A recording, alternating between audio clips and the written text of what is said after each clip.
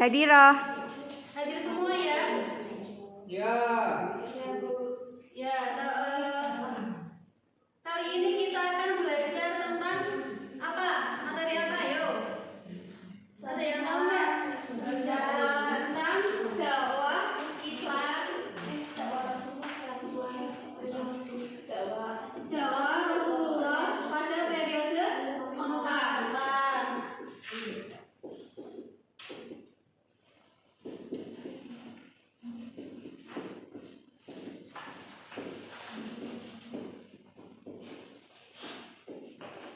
Nah, sebelum kita lanjut ke materi, kita kenal dulu bahwa Nabi Muhammad itu lahir dari seorang ayah yang bernama Abdullah dan ibunya yang bernama Aminah.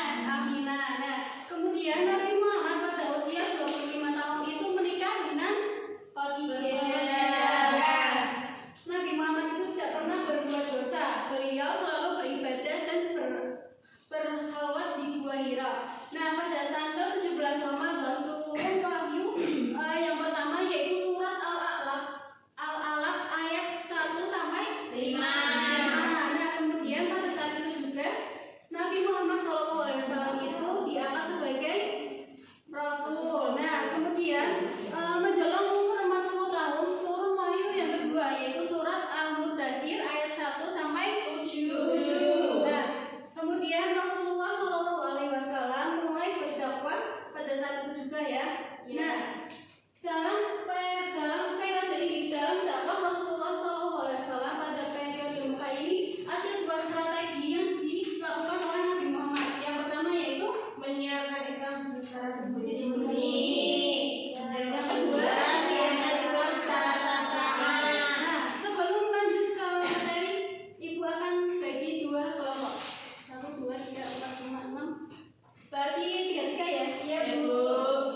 Kelompok 1 yaitu Mbak Uni, Fani, Nabila. Yang kedua Alfi, Mbak Norma, terus Mbak Uni.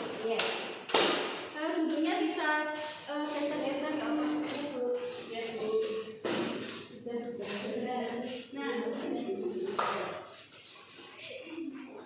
Nah, untuk kelompok 1 membahas tentang strategi yang dilakukan Nabi Muhammad secara sembunyi-sembunyi. Bisa dicari apa saja yang berkaitan dengan dakwah Nabi Muhammad SAW secara sembunyi-sembunyi. Yang kedua yaitu secara terang-terangan. Ya Bu. Ya. Nah, kemudian Ibu beri waktu 10 menit ya untuk berdiskusi. Silakan bisa dimulai. Ibu di mana? Ibu. Ya, boleh. Jangan lama ya, Bu. Iya. Jangan mampir ke kantin ya. Ya Bu.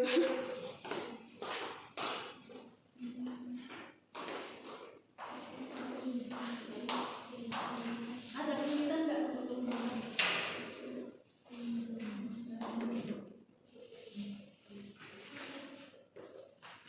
Sudah siap? Ya Bu. Dan kelompok 1 atau kelompok 2 dulu nih ya? Satu. Oke, silakan maju, perwakilan boleh, mau semuanya maju juga boleh. Ayo, siapa yang maju? Maju apa gitu Bu? Maju aja. Yang lain didengarkan ya penjelasan dari kelompok 1? Ya Bu. Strategi dakwah Rasulullah secara sembunyi-sembunyi. Ketika wahyu pertama turun, Nabi Muhammad SAW belum diperintah untuk menyeru umat manusia untuk menyembah dan mengesahkan Allah SWT. Jibril tidak lagi datang untuk beberapa waktu lamanya. Pada saat sedang menunggu itulah kemudian turun wahyu yang kedua yaitu Quran surat Al-Mudaththir ayat 1 sampai 7 yang menjelaskan tugas Rasulullah SAW yaitu untuk menyeru umat manusia beribadah kepada Allah dan mengesahkan Allah SWT. Dengan perintah tersebut Rasulullah SAW mulai berdakwah secara sembunyi-sembunyi.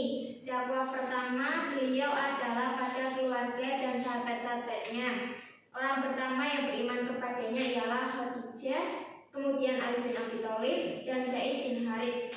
Kemudian dengan perantara perantaraan Abu Bakar banyak orang yang masuk Islam. Orang-orang yang masuk Islam pada masa dakwah Rasulullah pada periode Mekah secara sembunyi-sembunyi yang namanya sudah disebutkan di atas, disebut asal dikenal awal. Rasulullah melakukan dakwah secara sembunyi-sembunyi dilakukan secara 3 tahun. Itu Bu. Oke, udah bagi apa sebelum kelompok 1. Nah, kemudian jadi apa kesimpulan dari penjelasan kelompok 1? Ayo nih, bisa nggak didengarkan nggak tadi? Ayo. Ya. Kurang lebih selama 3 tahun. Nah, dakwah pertama beliau yaitu pada keluarga dan sahabat-sahabatnya terlebih dahulu yang karena dilakukan secara sembunyi-sembunyi. Silakan kelompok 2 maju untuk mempresentasikan strategi secara terang-terangan. Saya akan mempresentasikan hasil diskusi dari kelompok 2, yaitu menyerikan Islam secara terang-terangan. Tahap-tahap dakwah Rasulullah SAW secara terang-terangan ini antara lain: yang pertama, mengundang kaum kerabat keturunan dari Bani Hashim untuk menghadiri jamuan makan dan mengajak agar masuk Islam. Yang kedua itu, Rasulullah SAW mengumpulkan para penduduk kota Mekah, terutama yang berada dan bertempat tinggal di sekitar Ka'bah untuk berkumpul di Bukit Sofa. Ya, beri apa sebelum kelompok 2. Nah, Ibu tambahkan sedikit ya untuk kelompok 2. Nah, setelah Rasulullah menyampaikan dari mengundang kaum kerabat keturunan dari Bani Hashim, kemudian Rasulullah mengumpulkan para penduduk kota Mekah, kemudian Rasulullah menyampaikan seruan dakwahnya kepada para penduduk di luar kota Mekah. Nah, secara mencatat bahwa penduduk di luar kota Mekah yang masuk Islam antara lain yaitu Mbak Uni Mbak Uni yang sejarah yang mencatat bahwa di penduduk luar kota Mekah yang masuk Islam siapa saja? Ayo. Abu Syar Al-Ghifari, seorang tokoh dari kaum Ghifar. Ya, terus Tufai bin Amr Ad-Dawsi, seorang penyair terpandang dari kaum Daus. Dakwah Rasulullah SAW terhadap penduduk Yasrib. ya. Kemudian Mbak Nabila dilanjutkan Yang apa Bu? yang gelombang pertama tahun 620.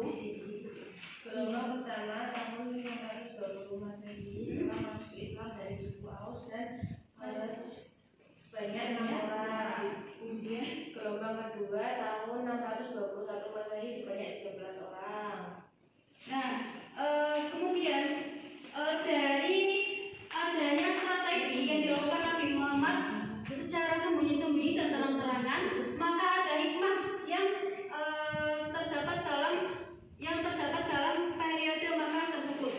Apa saja hikmah yang terdapat dalam periode Makkah? Bisa dibaca bersama-sama ya di LKS. Menyadari bahwa melalui kesabaran dan keuletan dalam berjuang menegakkan agama Allah pasti akan mendapat pertolongan Allah. Kemudian yang kedua, memahami bahwa kita seorang rasul hanya sebenarnya yang misalnya dari Allah. Yang ketiga, memahami bahwa Allah pasti akan menguji seseorang yang akan terpilih menjadi utusan Rasul. Yang keempat, memahami bahwa Nabi Muhammad sangat bijaksana, pandai menggunakan kesempatan yang berharga, dapat menarik perhatian orang tanpa juga keusahaan. Dan yang terakhir yaitu mempelajari Nabi Muhammad dan bergelar uswatun hasanah. Artinya tingkah laku dan amal perbuatan Rasulullah sehari-hari adalah teladan yang baik, terutama terhadap ajaran agama Islam yang didakwakannya. Nah, apa kesimpulan pelajaran materi kali ini? Dari semua yang sudah dipresentasikan dari kelompok 1, 2, dan yang dijelaskan. Ayo. Oke, Ibu simpulkan aja ya. Yang pertama, strategi secara sembunyi-sembunyi itu dilakukan dengan para keluarga dan sahabat-sahabat Nabi terlebih dahulu. Nah, orang yang pertama beriman yaitu Khadijah, kemudian Ali bin Abi Thalib dan Zaid bin Harisah. Kemudian secara terang-terangan itu tahap-tahapannya Nabi Muhammad mengundang kaum kerabat dari keturunan dari Bani Hashim untuk menghadiri ke dalam pertemuan ya, misalnya dalam keluarga gitu. Nah yang kedua yaitu mengumpulkan para penduduk kota Mekah terutama yang berada dan bertempat tinggal di sekitar Ka'bah untuk berkumpul di Bukit Sofa. Nah yang kemudian yang terakhir yaitu hikmahnya itu menyadari bahwa melalui kesabaran dan keuletan dalam berjuang menegakkan agama Allah pasti akan